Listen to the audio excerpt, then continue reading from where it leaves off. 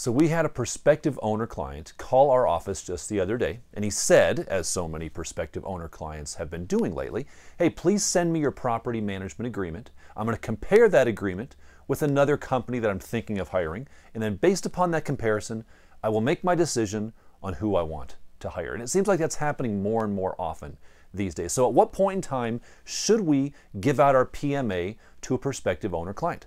Well, I'm Mark Cunningham with Grace Property Management. I'll share a couple thoughts and suggestions on what's worked well for us as it relates to closing these owner clients down and when to give them our property management agreement. But before I do that, I want to thank the sponsor for this particular video, Citizen Home Solutions. We use them, we love them, because they're a personal concierge service, and yes, you have to say it that way, concierge service, for your tenants to transfer utilities. They cost you nothing as a property manager, and they actually pay you a referral fee for those tenants that utilize their services. So when this video is over, go visit them, citizenhomesolutions.com. Great guys, Peter, Wes, tell them Mark sent you. They will take good care of you. Okay, so a couple pieces of guidance. Number one, don't fall into the property management agreement comparison trap. Don't go there. See, your PMA should not be your presentation tool to a new prospective owner client. Just like if you were going to be talking to someone about listing their home for sale. So if you do sales, would you walk into that prospective seller and say, well, let me tell you about how great of a job I'm going to do for you, and here's my listing agreement.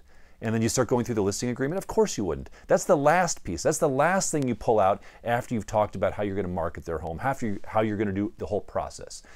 Don't use your PMA as your presentation tool. You need to have other things in place that you're using to present from, and if you want more information on that, check out our videos, some other videos we've talked about that. But don't let the people paint you in a corner to say, well, let me compare yours and compare theirs, because that's not what differentiates you from anybody else. What differentiates you is not the PMA. The PMA is written by an attorney. It's mostly the same. And you need to explain to your prospective owner client why really the property management agreement, while important in defining the legal aspects of the relationship, it doesn't matter much because it can't define things like your level of service, your integrity, what your results are, how fast you're going to get the job done. It doesn't define those intangible things that differentiate between success and failure in our business. So we explain to our owner clients, listen, Mr. Owner Client, if you look at our agreement and you look at a competitor's agreement who happens to be the worst company in the state of Colorado, like, let's just say you picked a company, they're the worst competitor we could possibly have. And if you look at our agreement side by side, they're going to be about 90% identical. Why? Because they're written by an attorney, and they're covering the legal aspects of our obligations to you and your obligations to us. It's a terrible comparison for how we're going to operate, from what you can expect of us. You need to explain that to folks, otherwise they're just not going to think through that process. And what we recommend, we've just done this. We've created a video that we now send out to our prospective owner clients. So when they say, for example, hey, send me your PMA, we say, great, be happy to send it to you. And I'm going to send you a video that's going to walk you through some of the important things to be aware of in the property management agreement. Now, this video is just in production right now. I will link that video. If you're watching this on YouTube, I'll put a link to this video I'm talking about, where we're going to be talking to prospective owner clients and explaining to them, I think we call it the 8 most important parts of a property management agreement. And we guide them through the things they need to be aware of as a prospective owner client, the important parts of the agreement. But in that video, we also make the argument that, listen, this is not the best way to compare us or any company to another company. While this agreement's important and you need to read it, it should not be the sole thing to make you determine who you want to work with. You want to look at other aspects of that. And the fourth point is this. Remember that they're not choosing you. They're not saying, yes, I choose you, because that suddenly reverses the conversation of how you're going to operate. You are accepting them and they're accepting you. It's a relationship, not a transaction. And that's an important thing to remember. You're not trying to sell them on anything. You're explaining who you are, how you operate, and if that works for them, then you are entering into a relationship. And the relationship goes both ways. So if they say, well, I've read your agreement and I want to hire you.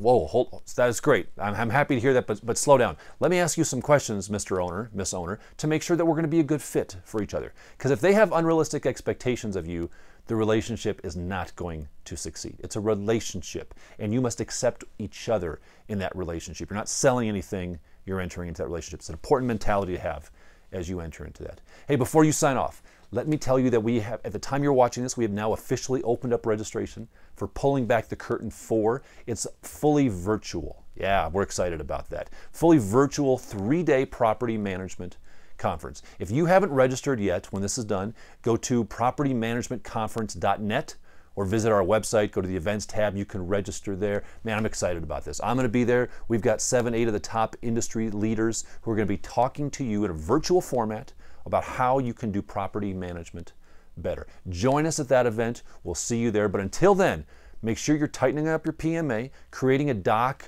or a video to give out to your owners to explain the differences in your property management agreement. It will do so much for changing the conversation, for making sure that you're not wasting time that you need to be explaining the PMA, but you're getting your prospective owner clients what they need so they can make a wise decision and you can make a wise decision in the relationships you form.